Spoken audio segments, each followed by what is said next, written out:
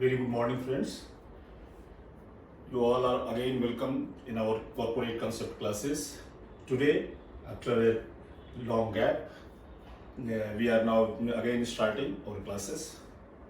And today we are going to start the class regarding company law. This is the topic related to the company law, and the topic is very much a topic is very important topic because this is related to every corporates, every professionals, whether that is company secretary and or HR consultant, HR professionals. Because today is the era where corporate social responsibility has been required, has been necessary, mandatory for almost all types of corporates.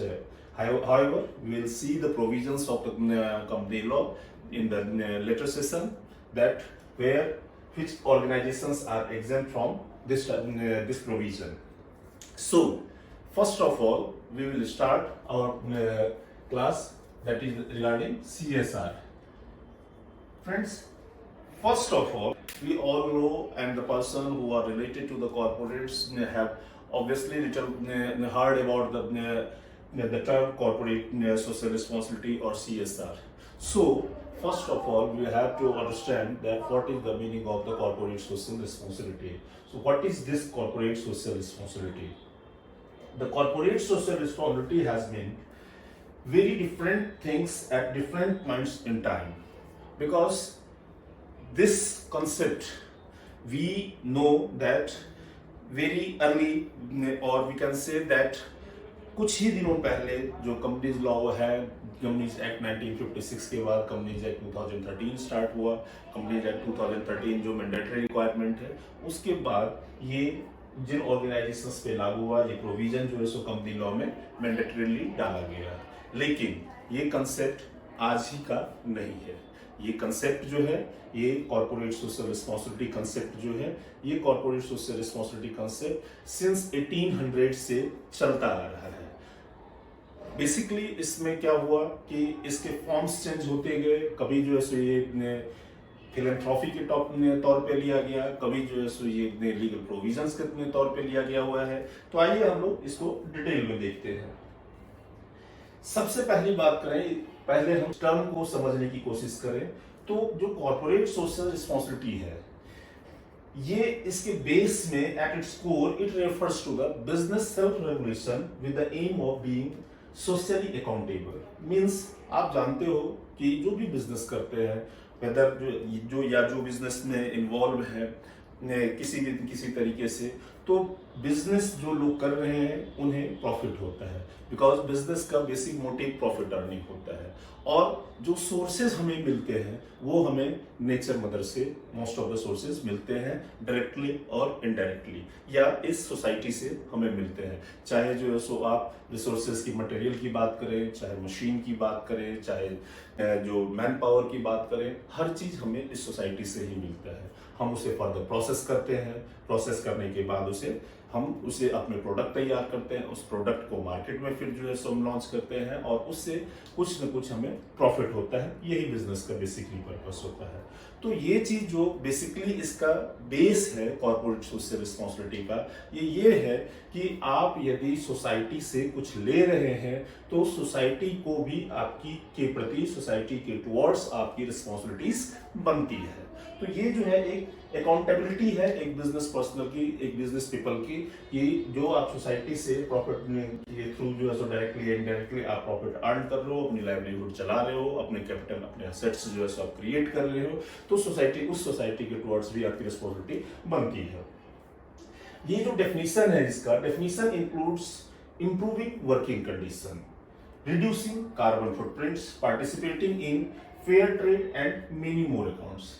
और ये चीज देखिए, ये इसलिए बनाया गया कि directly या इनडायरेक्टली आप जो कई ऐसे इंडस्ट्रीज हैं जो कि मैन्युफैक्चरिंग इंडस्ट्रीज है, उससे बहुत सारे पॉल्यूशंस जो एमिट होते हैं, इससे हमारे एटमॉस्फेयर को भी नुकसान पहुंचता है। तो आप देखोगे कि आजकल बहुत ज़्यादा ये चीज़ चला हुआ है कि जो है सो हमें पेड़ लगाने की बात की जाती है। इवन देखते हैं कि हमारी सुविधा के लिए क्या होता है कि जो है सो बहुत जगहों पे आजकल जो सो हाईवेज बन रहे हैं, और पहले भी बनते थे। तो उसमें एक बेसिक चीज क्या रहता है कि और हाईवे बनाने के लिए आपको जमीन लेनी पड़ती है। जमीन लेते हो तो वहां पे पेड़ पौधे लगे होते हैं, तो उन पेड़ पौधों की कटाई होती है। लेकिन उसके बदले में मोस्ट ऑफ द टाइम क्या चीज होता है कि जो आप देखेंगे कि जो हमारे डिवाइडर्स होते हैं, उन डिवाइडर्स पे पेड़ लगाए जाते हैं, रोड के साइड में पेड़ लगाए जाते हैं कई जगहों पे जहाँ पे पॉसिबल हो सके। तो इन चीजों की भरपाई जो है की जाती है। इट मीन्स क्या है कि जो सोसाइटी के टुवर्ड्स हमारी अकाउंटेबिलिटी होती है, सोसाइटी से हमने लिया है, तो उसके लिए एक बेटर एनवायरनमेंट हम प्रोवाइड करें। जो हमारे या जो हमारे जहाँ पे हम इंडस्ट्री चला रहे हैं, वहाँ के जो इनहेबिटेंट्स होते हैं, वहाँ के जो रहने वाले लोग होते हैं, उनको भी आपको कुछ ना कुछ देना है। तो at the core, at the base, you can say that corporate social responsibility is nothing. It is only accountability of the person towards the society to create a better environment, to reduce the pollutions. तो ये सारी चीजें इसमें है। CSR is a manifestation of business, recognition of a duty to the world and the potential to be the power of good for good. तो कुल सारी बातें यही चीज है जो हमने डिस्कस किया कि CSR इन शॉर्ट कुछ भी नहीं है। CSR है क्या चीज? तो सोसाइटी के टुवर्ड्स एक किसी की हमारी रिस्पॉन्सिबिलिटी की सोसाइटी को, और ये कॉर्पोरेट सोशल रिस्पॉन्सिबिलिटी इसलिए है क्योंकि कॉर्पोरेट सबसे ज्यादा इससे बेनिफिट लेते हैं। तो और वो सबसे ज्यादा जो है सो कैपेबल होते हैं, सक्षम होते हैं। तो कैपेबल होते हैं तो इसलिए उनके ऊपर जिम्मेदारी भी ज्यादा दी गई है। अब बात करें हम ओरिजिन ऑफ CSR की। Origin of CSR, origin of CSR की हम बात करें तो मैंने पहले ही बताया कि ये CSR का जो कॉन्सेप्ट है, this is not very new और this is not for this time. It has been started since long. ये 1800 में ही सबसे पहले CSR का जो है ये कॉन्सेप्ट स्टार्ट हुआ था। और लेकिन उस टाइम में इसे क्या था, फिलेंथ्रॉपी के टर्म में लिया जाता था। फिलेंथ्रॉपी यानी कि समाज के लिए कुछ करना, किसी को जैसे कि डोनेशन वगैरह प्रोवाइड करते हैं, या मानव हित के लिए जो है कुछ किया जाता है। Rise of combined with deteriorating working condition made some business reconsider their current production models. फिर क्या है, business tycoons began donating to community causes and some business owners reduced working hours and तो ये कई टर्म में भी किया गया। पहले ऐसा नहीं है कि ये सिर्फ जो है मॉनेटरी टर्म में ही किया जाता है। आप अभी भी देखेंगे कि बहुत ही अनऑर्गेनाइज सेक्टर, जो बहुत सारे अनऑर्गेनाइज सेक्टर हैं, वहाँ पे जो लेबर है, लेबर के 10 घंटे 12 घंटे इस तरह से जो है सो काम किया जाता है। लेकिन टाटा जैसी जो कंपनी है, जो कि एम्प्लॉय फ्रेंडली कंपनी होती है, या और भी बहुत सारी कंपनी ऐसे होते हैं कि जिन्होंने क्या किया, अपने वर्किंग आवर को कम करना शुरू किया। ये भी एक तरह का, ये कह सकते हैं कि सोसाइटी के टुवर्ड्स उन्होंने अपना कुछ कंट्रीब्यूशन दिया। रीजन भी कि यदि कम वर्किंग आवर है, लोगों को टाइम अपने लिए बचता है, they can think for the family, they can think for their. तो the term corporate society however was not coined until 1953। तो ये CSR जो था, ये स्टार्ट तो हो गया था 1800 से, लेकिन मैंने बताया कि वो जो है किसी और फॉर्म में था। तो ये फर्दर जो है इस टर्म को जो लाया गया, ये टर्म आया था कब? ये टर्म आया था 1953 में। ये टर्म 1953 में लाया गया। An American economist Howard Bowen एक अमेरिकन जो है अर्थशास्त्री हुए थे। उन्होंने अपनी book social responsibilities of businessman में ये चीज लिखा था कि the great power of corporation and recognise that their action had a tangible impact on society. Obviously कि जो बिजनेसमैन है, जो जितने बड़े बिजनेसमैन हैं, वो उतने कैपेबल होते हैं और वो सोसाइटी के लिए उतने तरीके से उतने लेवल तक कंट्रीब्यूट कर सकते हैं। बोवेन ने आर्ग्यू भी किया कि businessman have an obligation to pursue policies that are beneficial for the common good. उनका ये मानना भी था कि भाई बिजनेसमैन जो है वो सोसाइटी से ले रहे हैं, वो कंपैरेटिवली जो एक आम पर्सन है उनके कंपेयर में जो है सो ये ज्यादा जो है सो उनसे ले रहे हैं, क्योंकि इनका पूरा लाइवलीहुड, पूरा कैपिटल क्रिएशन, एसेट का जो क्रिएशन है वो कंप्लीट डिपेंड करता है सोसाइटी से ही। तो इस वजह से इनकी सोसाइटी के लिए भी जो है रिस्पॉन्सिबिलिटी ज्यादा है और इनको ज्यादा सोसाइटी को लिए कंट्रीब्यूट करना चाहिए। From philanthropy to profit making, the concept of CSR has changed dramatically since its inception. तो पहले तो क्या था कि जैसे मैंने बताया कि लोग कंट्रीब्यूशन करते थे, एज ए फिलैंथ्रोपी करते थे, 1953 में ही आया। इन द आगे आगे इन लोगों ने ये भी चीज देखा कि ये सिर्फ सोसाइटी के लिए ही फायदेमंद नहीं हो रहा है। ये फायदेमंद किसके लिए हो रहा है? ये फायदेमंद CSR के थ्रू कंट्रीब्यूट करने से जो बिजनेस है, जो बिजनेस ओनर है, उनके लिए भी ये चीज फायदा कर रहा है और धीरे धीरे ये चीजें बदलती गई। जैसे कि यदि कोई पर्सन, आप आजकल देखते होंगे कि जगहों पे जैसे कि ONGC जैसी बड़ी कंपनी है, गवर्नमेंट कंपनी है, and but they also spend thousands of rupees, crores of rupees reason के, और इस वजह से ONGC के लिए एक हमारे मन में एक अच्छा इमेज तैयार होता है। So by this you can say that through contributing to the society in under CSR, businessmen create good images in the mind of the society. तो एक तो इनका और इमेज अच्छा बनता है, तो इससे इनकी ब्रांड बिल्डिंग भी जो है वो होती है। इमेज अच्छा बनने से ब्रांड बिल्डिंग भी होती है। तो सबसे पहला क्या चीज है कि इनके लिए जो स्टार्ट कीजिए कैसे फायदेमंद है, यदि अच्छा एनवायरनमेंट ये अपनी सोसाइटी, दोनों को फायदा है, सोसाइटी को भी फायदा है, इनकी इमेज बिल्डिंग होती है, इनके यहाँ एनवायरनमेंट अच्छा रहता है, लोग अच्छे टैलेंट को ये हायर कर सकते हैं। क्योंकि यदि किसी को पता चलता है कि पर्टिकुलर आज यदि कोई भी जो यंग प्रोफेशनल्स हैं, यदि उन्हें कभी पूछा जाए कि तुम्हें जो है सो कैसी कंपनी में जाना चाहोगे, तो टाटा जैसी कंपनी का नाम वो सबसे पहले लेते हैं। रीजन भी कि टाटा जैसे ऑर्गेनाइजेशन को ये माना जाता है कि ये सोसाइटी के लिए अच्छा हमेशा करती है, ये जो है सो एम्प्लॉय फ्रेंडली कंपनी है, एम्प्लॉय के हितों का ध्यान रखती है। तो ये जो CSR के थ्रू जो भी चीज करते हैं, इससे इन्हें भी काफी फायदा होता है और इनके यहाँ पे अच्छे अच्छे टैलेंट भी हायर किए जा सकते हैं इसकी मदद से। और दूसरी बात क्या चीज है, सोसाइटी को तो जो अच्छा मिलता ही है। तो ये जो फिलैंथ्रोपी से ये फर्दर जो सो प्रॉफिट मेकिंग में कन्वर्ट होता गया। Business adoption of CSR continue steadily in the 1970s and 80s and became all the more important in the 80s due to greater deregulation of business. ये चीज आप देखेंगे, meaning corporation had to engage in more self-regulation and take responsibility for the social impact of their corporation operations. Earlier क्या चीज था कि पहले यहाँ पे बिजनेस करना जो था वो बहुत ही टफ हुआ करता था, बहुत सारे पॉलिसीज हो लेती थी, बहुत सारे लाइसेंसेज लेने पड़ते थे, बहुत सारे अप्रूवल्स लेने पड़ते थे। बट लेटर ऑन ये धीरे धीरे चीजें जो है सो लेट 80s में और खास करके 90s में जब न्यू ग्लोबलाइजेशन पॉलिसी आई हुई थी, न्यू इकोनॉमिक पॉलिसी आई थी, जो नरसिम्हा गवर्नमेंट, कांग्रेसी गवर्नमेंट थी, वो लाए थे। उसके बाद आपने देखा होगा कि बिजनेस में जो है सो बहुत ही स्पीडली ये सारी चीजें जो है सो बढ़ती चली गई और बिजनेस में जो है हमारे कंट्री में डेवलप होने लगे। रीजन इन्होंने इन बिजनेस को कंपैरेटिवली इजी कर दिया। इन्होंने रेगुलेशंस वगैरह जो है सो वो बहुत सारे इंडस्ट्री से हटा दिए, सिर्फ कोर इंडस्ट्री ही बचे थे जिसपे की जो है सो जो स्ट्रिक्ट लाइसेंसिंग वगैरह की जहां पे जरूरत थी, जो इसने उन्हीं चीजों पे रहने दिया और बहुत सारी चीजों से हटा दिया गया।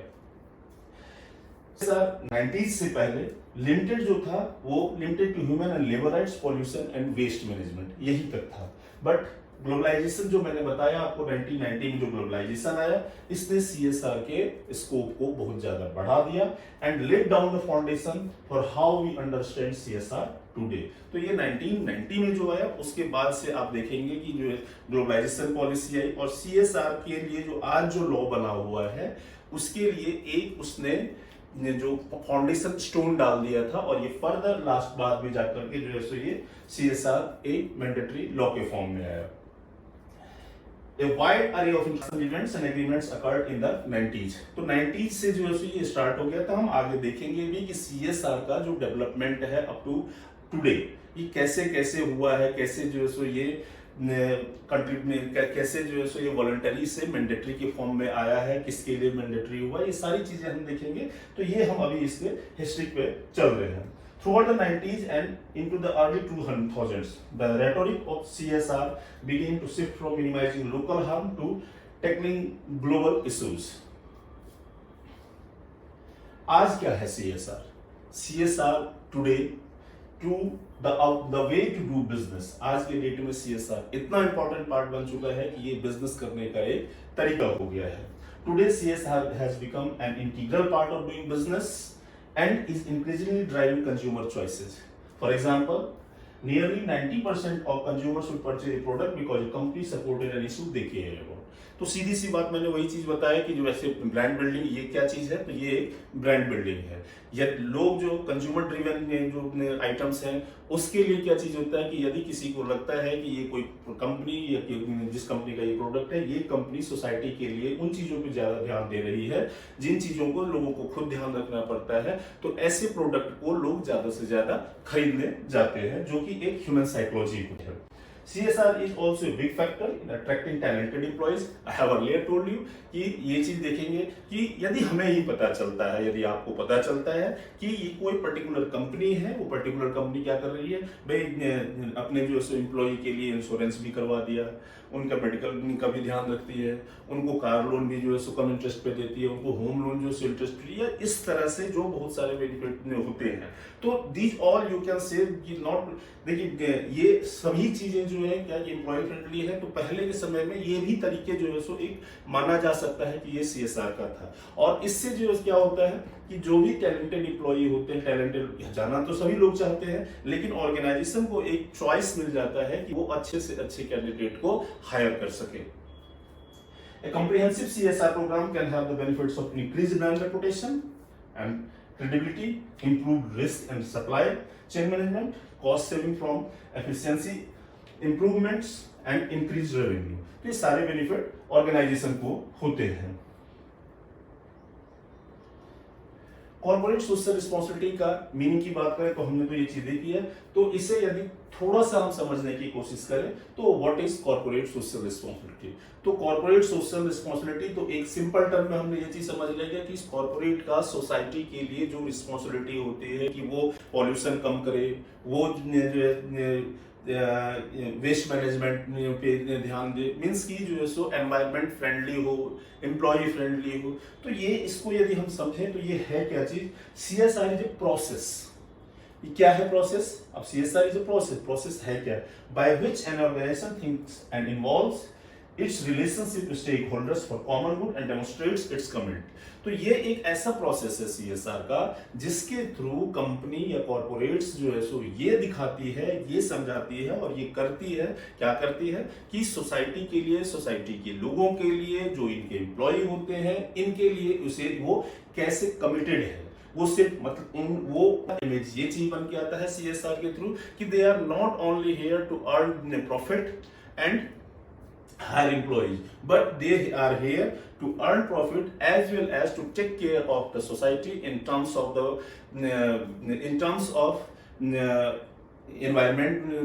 environment safety, in terms of manpower safety। हर चीज को जो है सो ये अपना सोसाइटी के टुवर्ड्स अपना कमिटमेंट भी शो करती है इस तरीके से।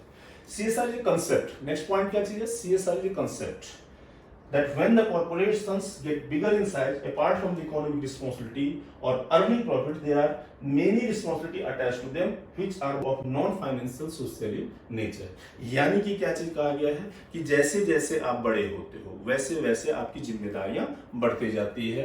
यानी कि कॉर्पोरेट्स हैं तो सिर्फ जो सो प्रॉफिट आप नहीं कमा रहे हैं या फाइनेंशियली लोगों की हेल्प कर रहे हैं उतनी ही बात नहीं है, जबकि जो है सो आप नॉन फाइनेंशियल नेचर का जो होगा, सोशल नेचर का जो होगा, वो ही चीजें आप करते हैं। जैसे कई जगह पे होता है कि जो सुदूर गांव के एरिया होते हैं वहां पे, जैसे वहां पे किसी किसी गांव में जो है जो पब्लिक प्लेसेस हैं, पब्लिक टॉयलेट्स वगैरह बना दिया जाता है, बस स्टॉप पे यहाँ पे शेड वगैरह जो है सो डाल दिया जाता है। तो ये सब चीजें जो है सो सोशल, जो कि वहां पे आम पब्लिक जाते हैं, उससे डायरेक्टली कंपनी को कोई बेनिफिट नहीं होता है, लेकिन कंपनी का एक इमेज बनता है। और जितनी बड़ी कंपनी है, अभी आपने देखा होगा उत्तराखंड में जो सो कुछ दिन पहले जोशीमठ में जो सो कुछ आपदाएं आई हुई थी, उसमें भी बहुत सारे कॉर्पोरेट्स ने जो है सो हाथ आगे बढ़ बढ़ के जो है सो यहाँ पे कंट्रीब्यूशन दिया हुआ था।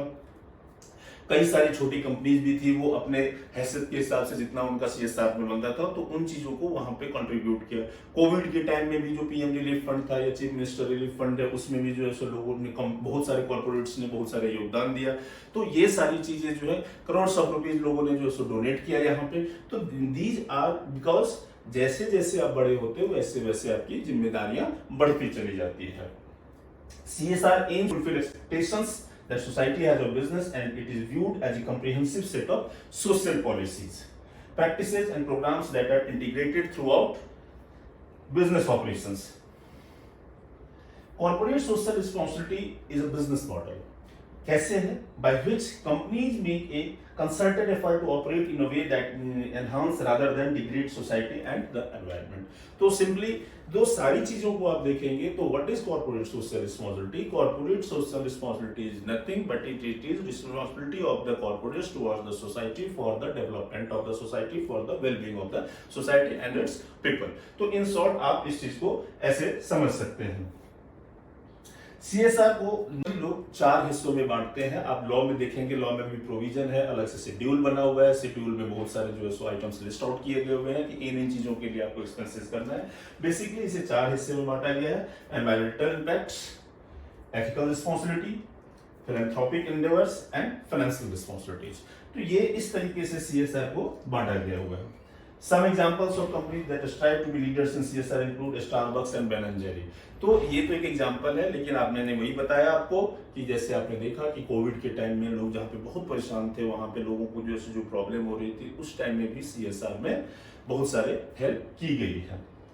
The recent scenario, there is a growing perception among enterprise that sustainable business success and shareholders value cannot be achieved solely through maximizing short term profits. Means basically आज के टर्म में तो ये चीज हो गया है कि जो ऑर्गेनाइजेशन कैपेबल है और सोसाइटी कुछ कर सकता है और नहीं कर रहा है, तो उसका सस्टेन होना, उसका लॉन्ग टर्म में चलना जो है तो ये एक मुश्किल हो जाता है.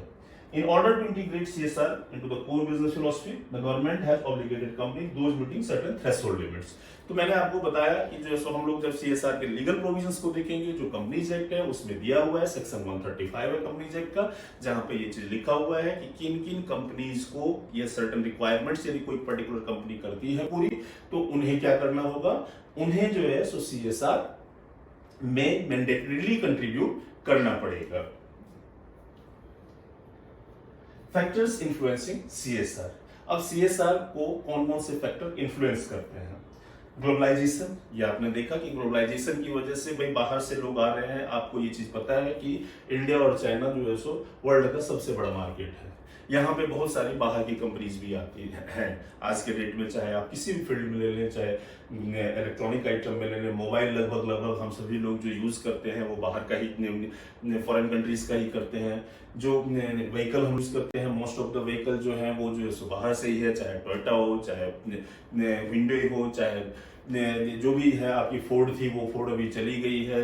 तो बस एक आध कंपनी है मारुति वगैरह, या मारुति या टाटा वगैरह है जो कि हमारे यहाँ से है. बाकी जितनी कंपनीज है वो सारी बाहर की है. लेकिन ग्लोबलाइजेशन की वजह से जो ईज ऑफ बिजनेस यहाँ पे 90s में क्रिएट किया गया था, इसकी वजह से बहुत सारी फॉरेन की कंपनीज यहाँ पे आई, यहाँ पे उन्होंने अपना इन्वेस्टमेंट किया और हमारे लिए जो है सो बहुत सारी चीजें मिली. तो because India is a big market for any organisation, तो यहाँ पे सबसे चीज क्या है कि जब ये बहुत बड़ा मार्केट बन है तो यहाँ पे सेल भी ज्यादा होगा. सेल होगी तो प्रॉफिट होगा. तो प्रॉफिट होगा तो जो बड़े कैपिटल इन्वेस्टर हैं उन लोगों के साथ क्या चीज होता है, तो वो अपना सेल जो है सो आगे बढ़ाते हैं और आगे बढ़ा करके यहाँ पे जो है सो उन्हें सस्टेन करने के लिए वो ज्यादा से ज्यादा CSR में स्पेंड करते हैं. और इस वजह से जो हमारे इंडियन कंपनीज भी है वो भी इस चीजों में आगे आती है. या बहुत सारी कंपनी तो अपने आप ही करती है, ऑटोमेटिकली खुद ही जो ऑन इट्स ओन ही भी करती है. लेकिन इसने ग्लोबलाइजेशन ने इस कंपटीशन को भी बढ़ाया है. Governments and regulatory bodies, legal prescriptions, international organizations such as United Nations, the Organization for Economic Cooperation, बहुत सारे ऐसे हैं जो लीगल फॉर्मेलिटीज भी है. इसकी वजह से भी जो है CSR पे फर्क पड़ता है. आज मैंडेटरी जैसे हो गया सर, CSR मैंडेटरी हो गया, तो बहुत सारे ऑर्गेनाइजेशन को CSR में कंट्रीब्यूट करना पड़ रहा है. Advances in communication technology such as the internet, cellular phones and personal. तो जैसे जैसे हमारे लाइफ में बहुत चेंजेस आए हैं, जैसे जैसे हमारे डे टू डे यूजेज में चेंजेस आए हैं, वैसे वैसे इन CSR पे भी फर्क पड़ा है. अब इंडियन जो पर्सपेक्टिव है उसकी बात करें प्री 2013, बिकॉज मैंने क्या बताया कि 2013 में ये आपने जो है ये लॉ मैंडेटरी हुआ था. कंपनीज एक्ट में सेक्शन 135 डाला गया हुआ था. उससे पहले क्या पर्सपेक्टिव था? सच देखिए, मैंने आपको फर्स्ट ऑफ ऑल वही चीज बताया कि ये CSR का कंसेप्ट जो है 1800 में है. लेकिन ये CSR वर्ड कब आया? 1953 में। 1953 में आया तो सबसे पहले इंडिया में 1978 में एक सचर कमेटी बनी थी। Sachar committee.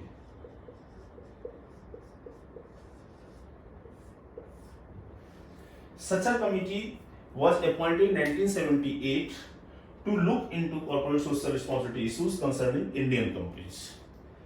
Company must behave and function as a responsible member of society. तो committee suggests openness in corporate affairs and behavior. तो इस कमिटी को कॉन्स्टिट्यूट किया गया और इस कमिटी ने अपने जो है सो रूल्स दिए, अपने जो है सो फाइंडिंग्स दी, जिसमें इन्होंने सबसे पहले क्या कहा कि जो भी कंपनीज है, और ये बनाया गया था इंडियन कंपनीज को कंसीडर करते हुए, जो भी कंपनीज हैं उन कंपनीज को, जो जितने भी कंपनी है, उन्हें जो है एक रिस्पॉन्सिबल सिटीजन की तरह जो है बिहेव करना पड़ेगा, या रिस्पॉन्सिबल मेंबर ऑफ सोसाइटी की तरह उन्हें बिहेव करना पड़ेगा, जैसे ह्यूमन बीइंग करते हैं। वो अपनी सोसाइटी का ध्यान रखते हैं, अपने जो नेचर मदर से जो भी चीज मिलता है तो उसका केयर करते हैं। इसी तरह से जो कॉर्पोरेट्स हैं उन्हें भी इस चीज का केयर करना पड़ेगा।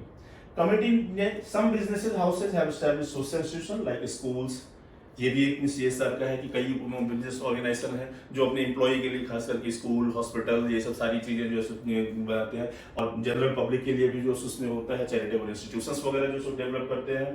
Corporate sectors have not made significant contribution, means कि खास करके ये चीज था कि पॉल्यूशन का जो मैटर था, एनवायरमेंट पॉल्यूशन जो था, उस पे के लिए कंट्रीब्यूशन ज्यादा नहीं हो रहा था।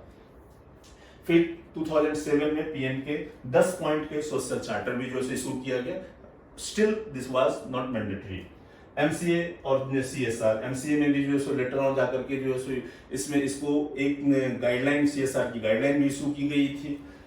Voluntary guidelines release CSR on CSR इन दिसंबर 2009। तो अभी ये वॉलंटरी ही चल रहा था, लेकिन अब तक इसका कोई जो है लिखित में नहीं था। अब जो है गवर्नमेंट ने स्टेप लेना शुरू किया और उसके बाद जाके 2009 के दिसंबर में आकर के एक वॉलंटरी गाइडलाइन भी इशू किया गया था।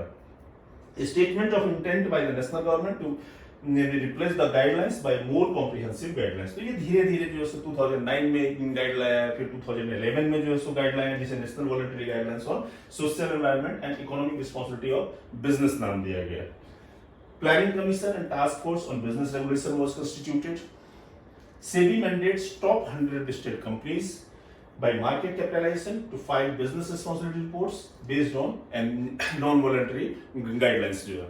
तो ये सारी चीजें जो है जो वॉलंटरी गाइडलाइंस थी, नेशनल वॉलंटरी गाइडलाइंस जो थी, तो ये सारी चीजें जो है यहाँ पे ये धीरे धीरे करके डेवलप हुआ किया गया था। तो ये हमने देखा CSR का जो है पूरा हिस्ट्री जो दिया हुआ था। इस हिस्ट्री के बाद जाके फिर हम देखेंगे कि CSR में कैसे कैसे जो है जो इसके जो लीगल प्रोविजंस इसके लिए किया गया वो कैसे आया, उसके बाद जाकर के इसमें जो उसकी शुरुआत कहाँ से हुई, तो ये सारी चीजें हम जो है अब देखेंगे। तो सबसे पहले मैंने 1979 की बात 8 का बात किया, फिर 2009 की बात की मैंने, 2011 में हमने देखा 12 में जो है जो सेबी ने क्या किया, तो 10 लिस्टेड कंपनीज जो थी उन लोगों को जो प्रायोरिटाइज किया कि बिजनेस रिस्पॉन्सिबिलिटी रिपोर्ट्स पे। फिर 2013 में इनेक्टमेंट ऑफ कंपनीज एक्ट 2013 हुआ, जिसने की रिप्लेस किया 1956 के कंपनीज एक्ट को, और इसमें सेक्शन 135 जो है इस चीज को मेंशन किया गया था। एंड फर्दर जो है सो इसमें 2014 में अमेंडमेंट्स आया, 2015 में हाई लेवल कमेटी कंस्टिट्यूट किया गया। तो ये सारी चीजें जो है सो हम लोग देखेंगे 2000, और ये स्टिल आज तक जो है इसमें बहुत सारे अमेंडमेंट्स आ चुके हैं।